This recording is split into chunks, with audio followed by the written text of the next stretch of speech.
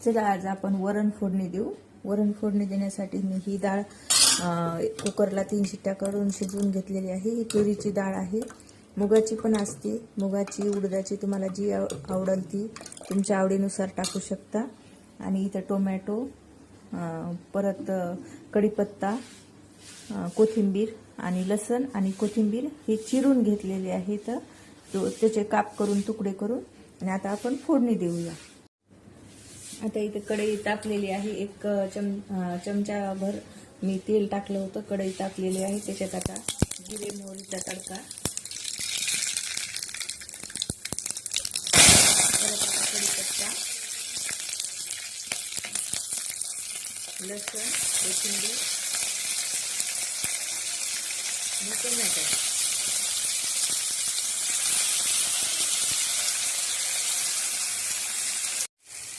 आता इथे चटणी आवडीनुसार मीठ टाकून घेतलेलं आहे। हे टोमॅटो हे चांगले असे परतून घ्यायचे आणि त्याच्यानंतरच डाळ टाकायची आपल्याला। हे चांगल्या प्रकारे परतलेले आहे। आपण याच्यामध्ये आता डाळ टाकणार आहोत।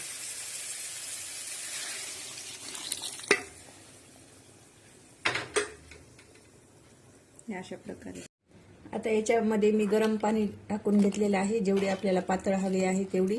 आणि आता वरून आपण कोथिंबीर टाकूया।